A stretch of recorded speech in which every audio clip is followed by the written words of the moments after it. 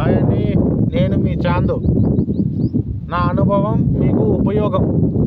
ఓకేనా? ఇప్పుడు నేను చెప్పేది ఏంటంటే, ఇప్పుడు నాది సెల్ ఫోన్లోనండి. మొత్తం వీడియో తీసేది కూడా నేను సెల్ ఫోన్లోనే తీస్తున్నా.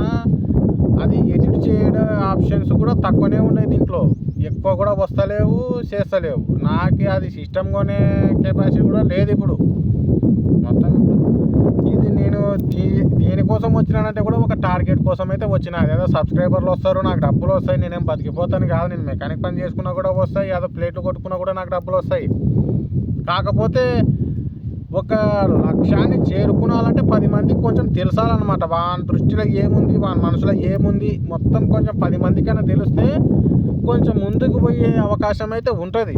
ఆ ఉద్దేశంతోనే వచ్చిన. ఆ టార్గెట్ కూడా చిన్నమన్నగా అయితే లేదు నాకు. ఆడ ఉండేదైతే చిన్న కథ కాదు అది.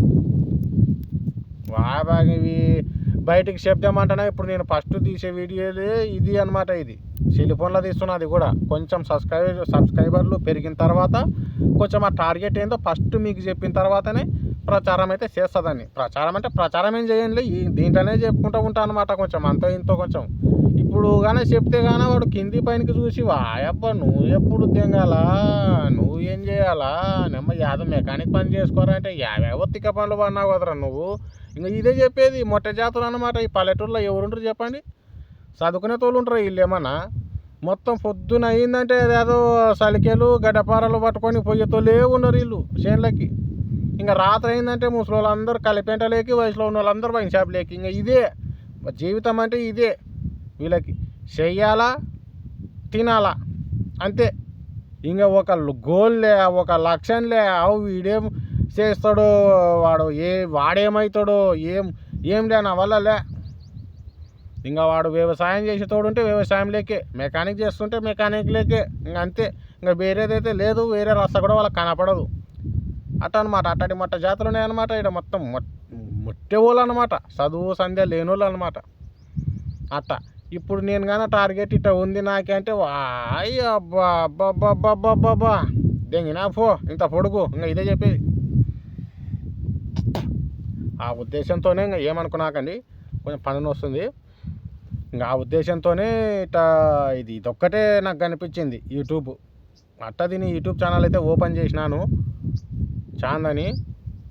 అది కూడా మీకేమి టైంపాస్గా చెప్పే మాటలే. కాకపోతే నాకు ఎదురైన అనుభవాలు, నేను అనుభవించిన అనుభవాలే మీతో షేర్ చేసుకుంటూ ఉంటా.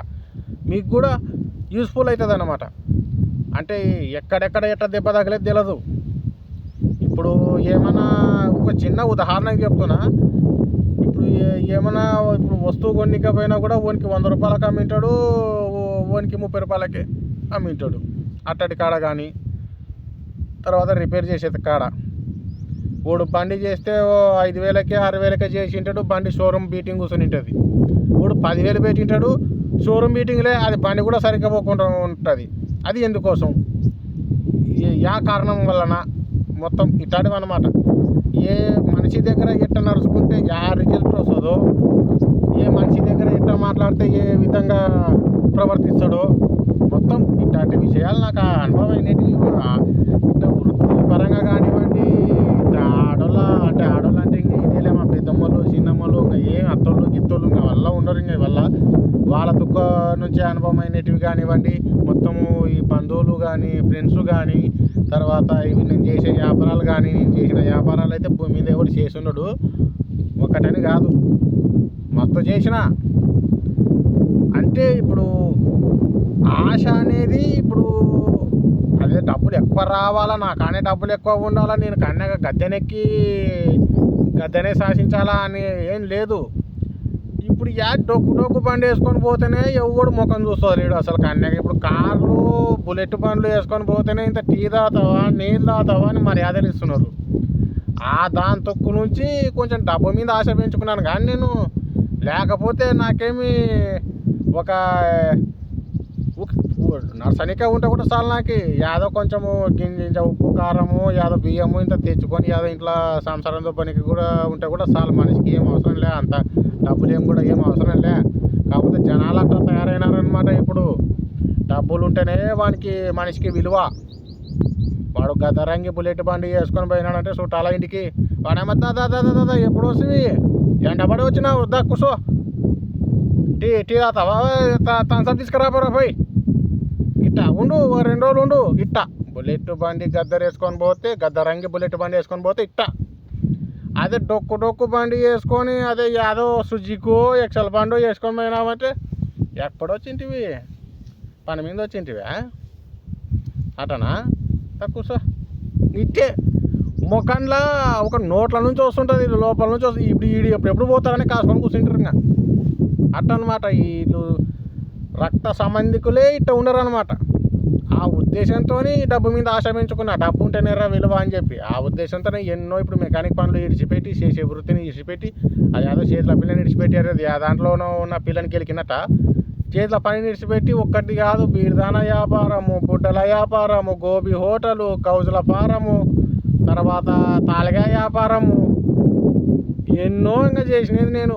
లాస్ట్కి ఆటోమొబైల్ షాప్ కూడా పెడితే అది కూడా లాస్ అయ్యే. ఇప్పుడు అది ఆటోమొబైల్ షాపు లాస్ అయ్యే మొత్తం ఇంకా బండకు గడుచుకున్నాను చూడండి. ఇంకా బండకు గడుచుకొని ఇటు వచ్చినాను చూడండి. నేను ఇంకా ఇటు వచ్చినాను. అది కూడా ఓ టార్గెట్ అయితే పెట్టుకున్నాను నేనైతే.